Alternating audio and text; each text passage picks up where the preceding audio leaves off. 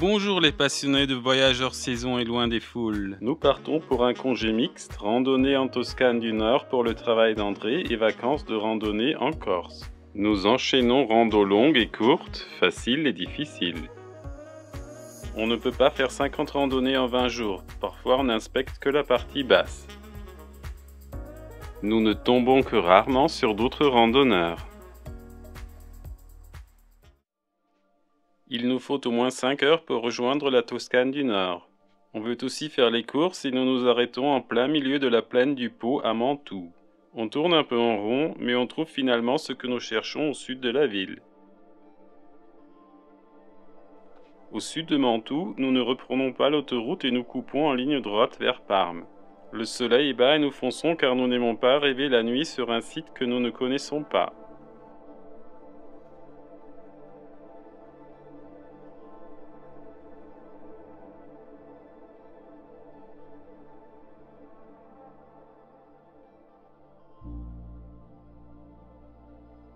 Il faudrait éviter les autoroutes bien plus souvent.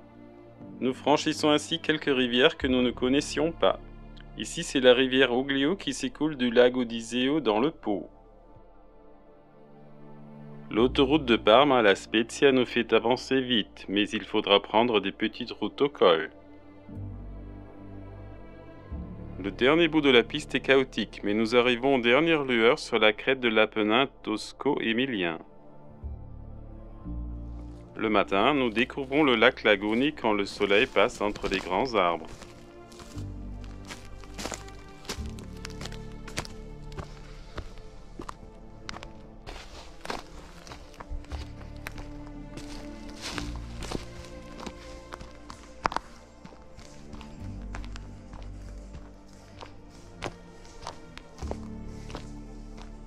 Nous tombons sur un ancien chemin dallé de pierres brutes. La route par laquelle nous sommes venus était initialement couverte de la même méthode.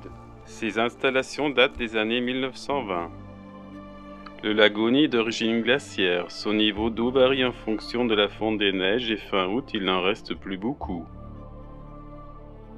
Le chalet semble bien placé pour les premiers rayons chauffants.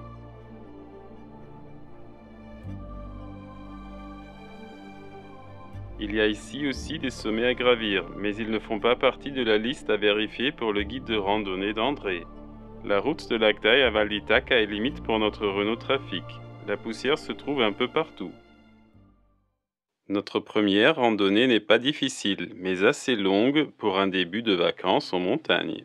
Il s'agit d'un tour du guide de randonnée qui est à refaire complètement parce que trop de choses ont changé. Le plus important est aussi de chercher un début idéal et de documenter la partie basse en forêt où manquent souvent les indications. Plus haut, en sortant de la forêt, les sommets et les sentiers sont mieux visibles et le balisage est de meilleure qualité.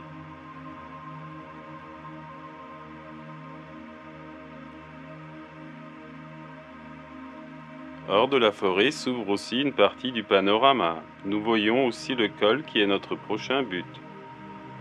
La marche est soutenue, mais nous sommes sérieusement freinés par les petites framboises et les innombrables myrtilles parfaitement mûres.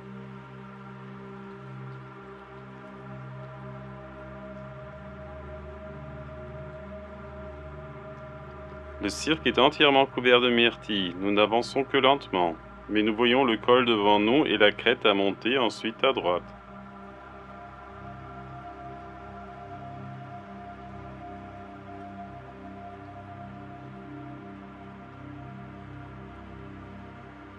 Arrivés au col, nous voyons la crête avec la Cima Canuti en toute sa splendeur. Nous nous trouvons au nord-est de la crête principale de l'Apennin et à une vingtaine de kilomètres de la mer. La Toscane est ici parfaitement alpine. Nous ignorons le Monte Bocco à gauche et montons vers la crête à droite. La crête de la Cima Canuti n'est pas que de la promenade. On monte et on descend et les parties hautes sont toutes rocheuses. Le chemin est très bien balisé.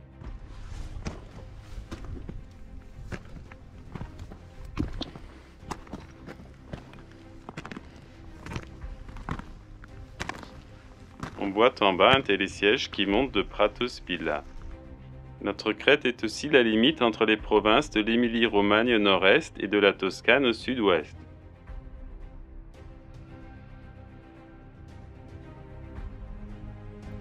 Les nuages venant du golfe de Gênes franchissent cette barrière rocheuse de moins de 2000 mètres aujourd'hui sans problème.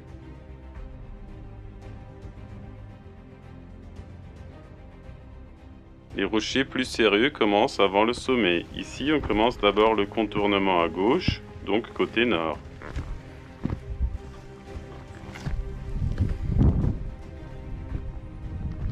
Le balisage est vraiment très clair.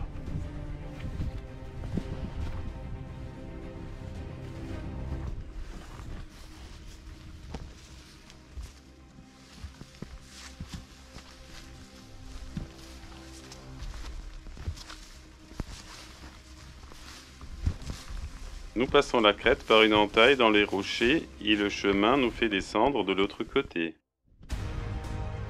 Les versants sont pentus, mais c'est aussi un effet optique de la caméra grand angle.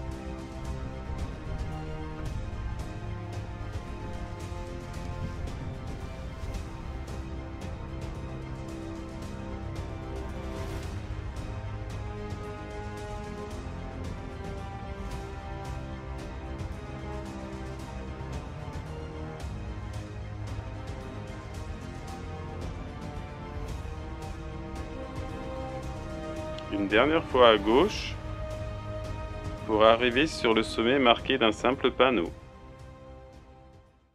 En bas à gauche, le lago Palo vers lequel nous descendons dès le prochain col. C'est un lac d'origine glaciaire comme les autres que nous longerons durant la suite de cette randonnée. Nous sommes maintenant en Émilie-Romagne.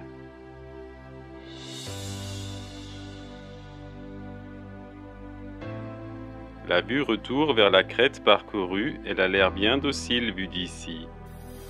Nous ne touchons pas au lac, nous descendons avant à droite.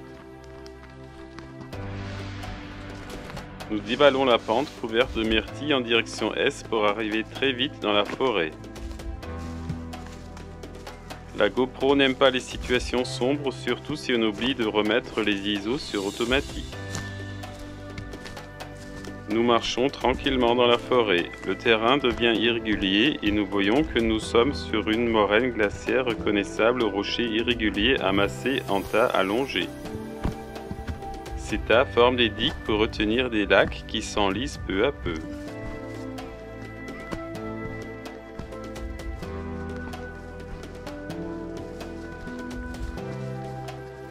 Le lago Verdarollo n'est pas très profond, on ne peut pas s'y baigner. Nous espérons que ce sera mieux aux deux lacs suivants, mais ils sont encore plus asséchés que celui-ci. Côté est se trouve un canal d'écoulement pour réguler le flux de l'eau de fonte des neiges. Le lago Scuro n'est pas seulement sombre, il est aussi complètement à sec. Il est retenu comme les précédents par une moraine glaciaire de gros rochers. Le chemin vers le troisième lac est barré par un col boisé. Il ne s'agit que de 70 mètres de dénivelé, mais nous sommes dans le dernier tiers de la randonnée et nous ne nous attendons pas à ce type d'obstacle. Le troisième lac, le lago Squincio, est entièrement entouré de roseaux. Le retour au point de départ se passe sur une ancienne route pavée en forêt. Elle est plate mais en légère montée. Nous sentons la fatigue dans nos jambes. Peu avant le retour, nous voyons une clairière sur la droite. Au centre se trouve un grand chêne avec une balançoire bricolée de 2 bouts de corde et d'une branche.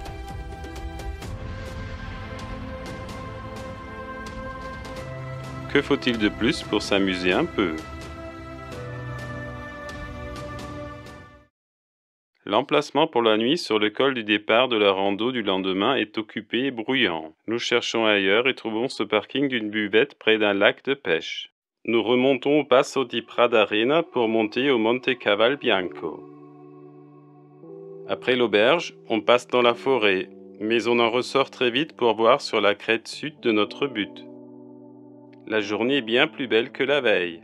Dès que l'on monte un peu, s'ouvre un panorama dont on ne se lasse pas. Nous apercevons au sud quelques montagnes qui nous restent à gravir pour le guide de randonnée d'André. Mais aujourd'hui, nous ne pensons pas à ces peines et nous profitons de la vue. Nous sommes cette fois-ci encore loin de la mer et sur le territoire de l'Émilie-Romagne. On voit au loin la crête principale de l'Apennin toscan.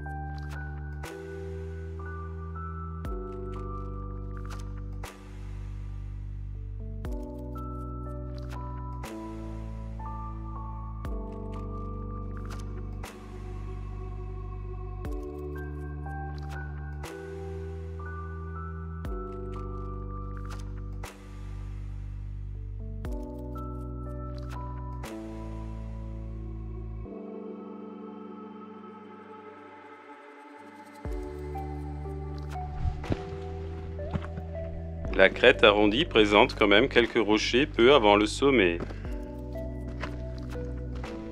Cependant, le chemin n'est vraiment pas difficile.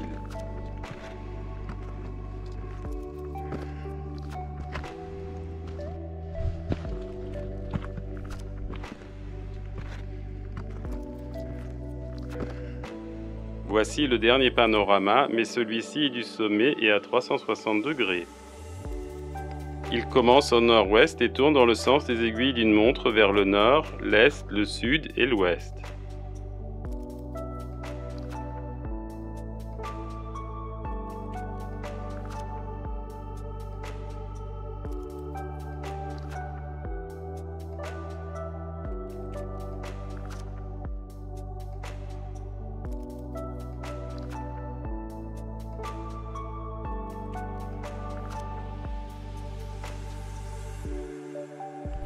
Notre montagne est une crête allongée. Pour redescendre, nous avançons vers le sommet nord. Il est marqué par un poteau surmonté d'une madone. Comme la veille, nous descendons par d'étendus champs de myrtilles. Cette fois-ci, nous ne nous enfonçons pas directement dans la forêt. Le chemin passe à la limite avec les prés sommitaux.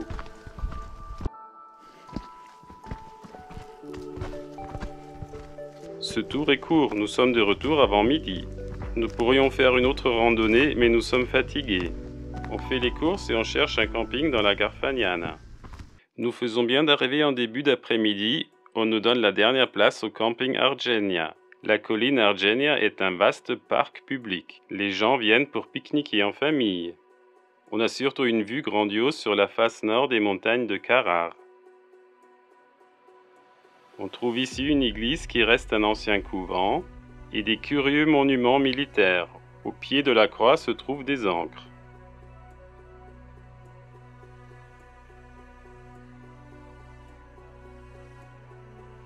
Admirons d'abord le coucher du soleil.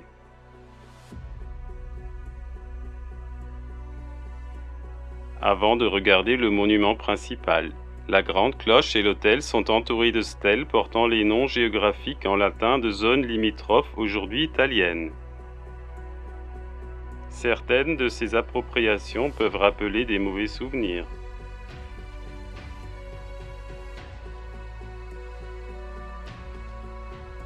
Nous ignorons ces rappels d'histoire guerrière et admirons le coucher du soleil.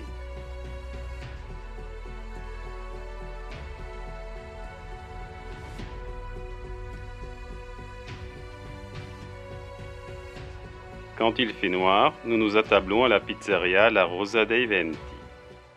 Le lendemain, nous inspectons une des montagnes pointues visibles du Monte Argenia. La montée est plus franche, on est sur la roche dès le départ.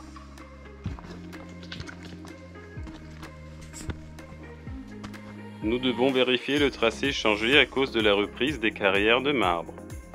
On ne travaille pas à la dynamite ici. Le marbre est coupé en grands blocs avec des câbles métalliques déviés par des poulies.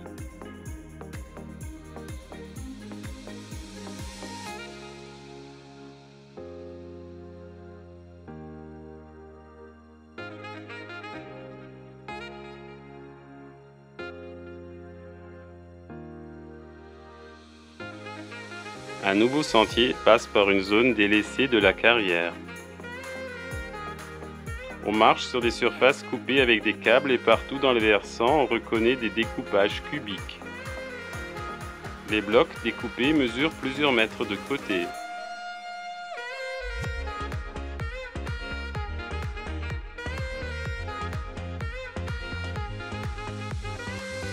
Les parties plates ne sont que très courtes. La montée bien soutenue reprend tout de suite et le chemin emprunte des barres rocheuses très pentues.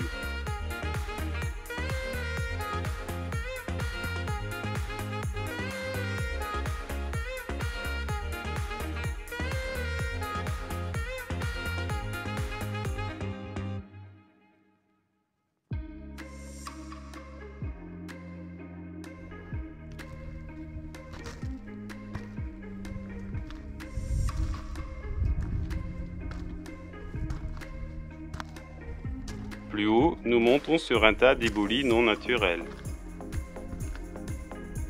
Il s'agit du déblai d'une petite carrière beaucoup plus ancienne. On reconnaît plus haut l'entaille aux rochers qui ont repris la couleur grise. Cette carrière n'a pas d'accès routier, elle doit dater d'avant 1920. À force de monter, nous franchissons la crête et nous voyons sur le village de Vinca et un petit bout de la mer de la Spezia.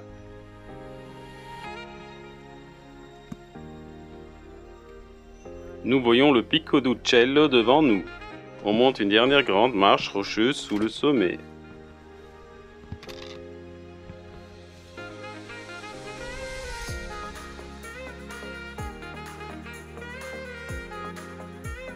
Notre but n'est pas le point culminant, mais une alternative potentielle pour le retour. Elle passe sous le massif vers le sommet nu au fond à droite.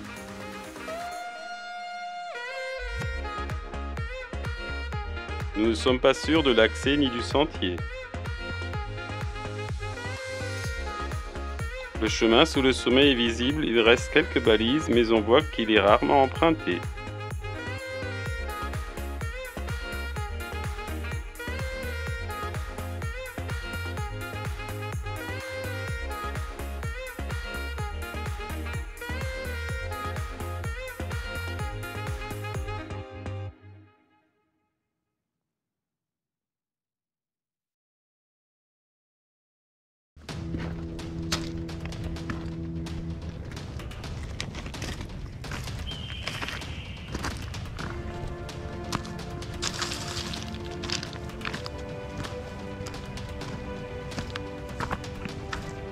On longe les larges cônes d'éboulis. Il s'agit de débris calcaires et de marbre formant un son aigu quand on marche dessus.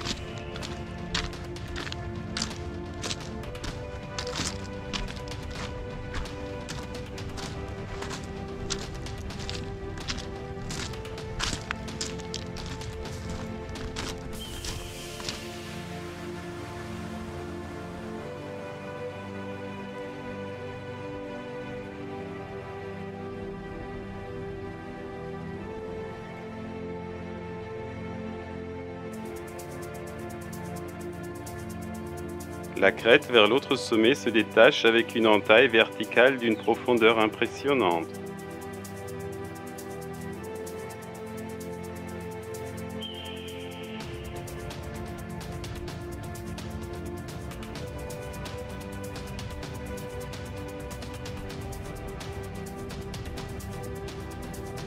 Il est clair que nous ne pouvons avancer que sur la crête.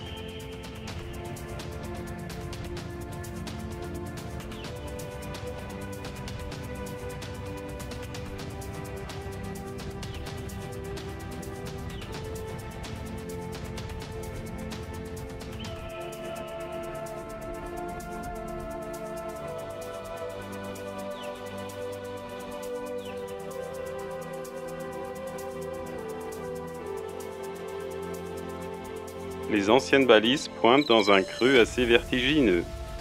Nous tentons la descente, mais rebroussons très vite chemin. Le terrain est glissant et la plupart des grands rochers bougent. Nous ne voyons pas la suite du tracé.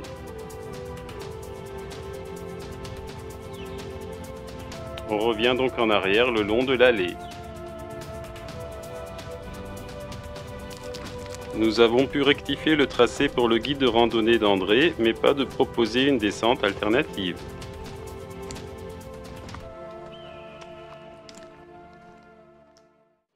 Le lendemain, nous visons une randonnée a priori facile. Cela commence effectivement par un chemin très paisible en forêt.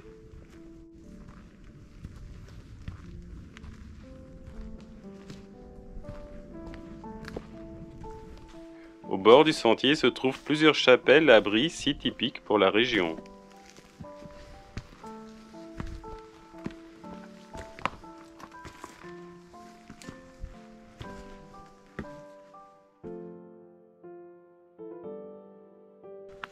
Le chemin est une ancienne voie de passage vers les alpages.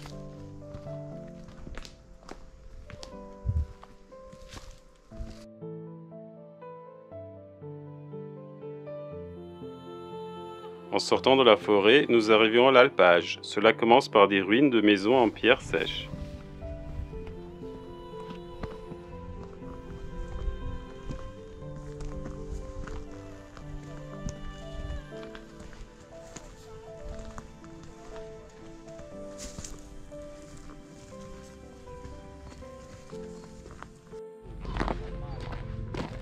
L'alpage de Campo Catino est un grand pré abrité des rentrées maritimes par la montagne Roccandaccia. La majeure partie des maisons est construite en bordure du pré. Elles sont maintenant toutes des résidences secondaires. Il semble que David Bowie soit passé ici. On le commémore logiquement en marbre. Campo Catino avec ses touristes n'est pas notre but. On avance vers l'ermitage de San Viviano. On peut monter en voiture jusqu'à Campo Catino et la plupart des gens commencent la petite randonnée ici. Il fait chaud, nous sommes heureux de retrouver la forêt qui nous ombrage.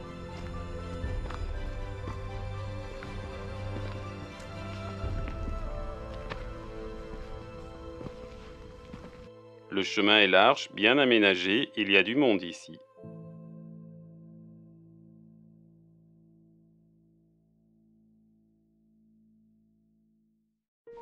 On n'a que rarement la vue sur la vallée, c'est le prix de l'ombre de la forêt.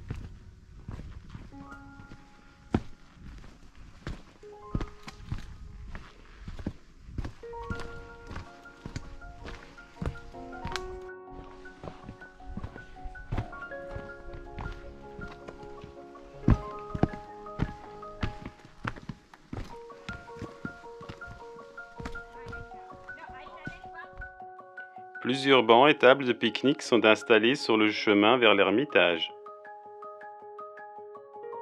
Les points de vue aménagés sont cependant sans vue puisque les arbres ont repoussé.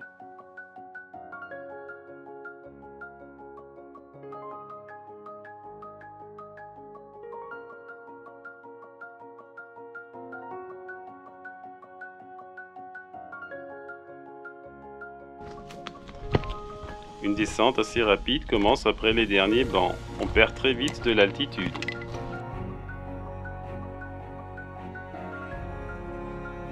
Le chemin fait des lacets et on ne sait pas où il nous mène. Il descend dans un vallon assez irrégulier.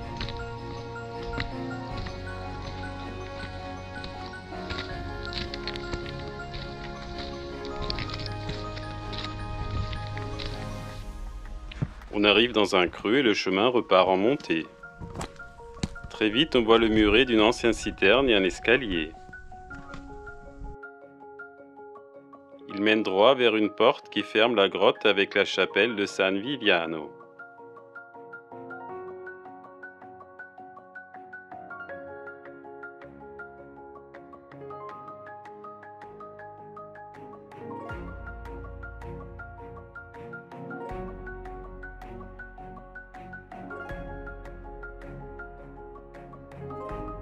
Elle est à moitié sous la voûte naturelle et l'autre moitié maçonnée. Le sol est en pente, l'autel se trouve dans la partie haute. Une messe est célébrée ici tous les 22 mai et tous les 22 septembre.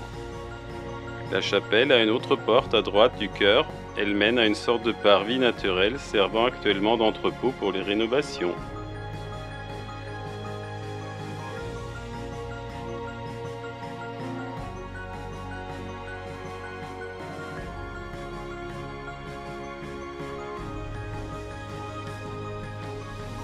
Des reliques de San Viviano sont documentées par des visites pastorales de 1568. On ne sait pas grand-chose de l'éremite, il semble venu de la région de l'Émilie-Romagne. En 1993, on trouve une boîte contenant des os humains finalement analysés. Il provient d'un homme d'une trentaine d'années ayant vécu au Moyen Âge. Toute l'histoire miraculeuse du saint est basée sur une imagination collective pieuse dépourvue de tout fondement rationnel.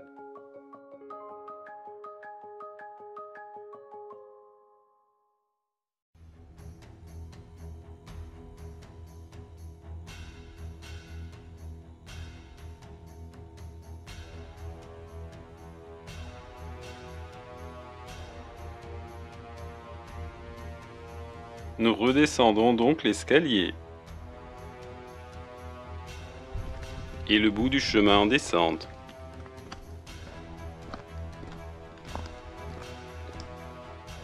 Nous ne remontons pas avec tous les autres à Campo Catino. Nous prenons un sentier non balisé en descente vers la vallée. Nous ne savons pas si nous pouvons passer en nous y engageant.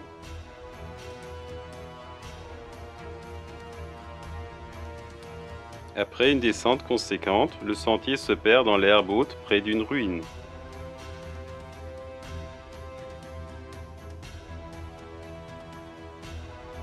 Nous le retrouvons très vite dans le versant sud sous l'ermitage.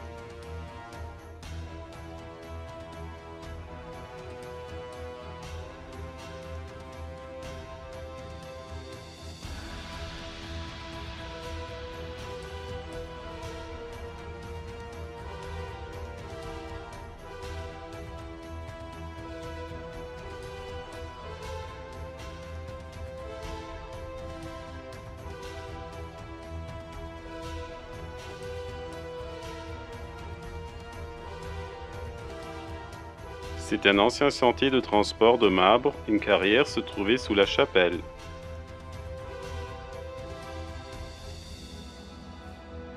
Mais parfois elle est très mince et l'herbe est glissante bien qu'elle soit sèche. On ne reconnaît pas toujours le tracé.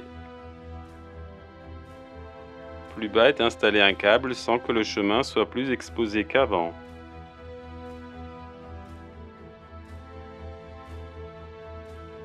Le versant reste très vertical.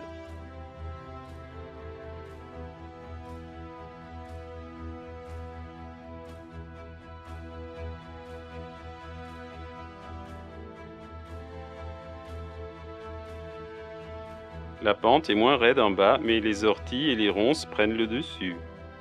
On devrait trouver ici une carrière historique, mais elle est inaccessible en short. Tout en bas, peu avant de rejoindre la route, se trouve un endroit dangereux.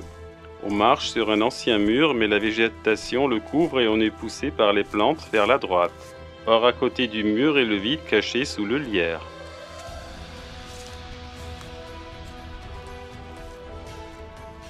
Il est 13 h quand nous sommes de retour au trafic qui cuit au soleil. Nous avons fait le tour en 2h30. On cherche un endroit pour pique-niquer, nous avançons vers la carrière de Cava Bancaio.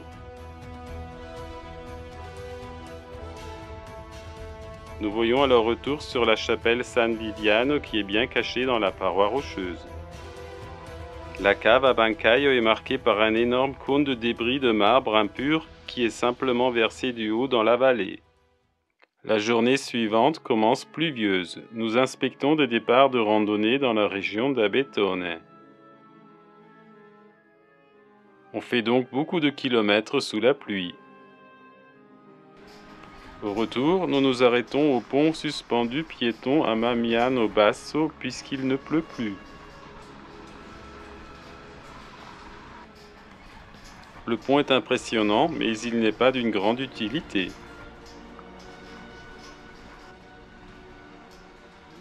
Il permet seulement de rejoindre la route nationale se trouvant de l'autre côté de la vallée, peut-être y passent quelquefois des écoliers.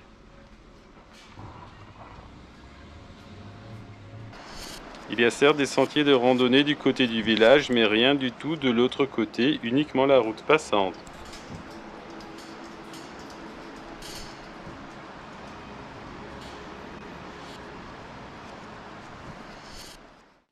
Les jours suivants, nous restons dans la vallée de la Garfagnana.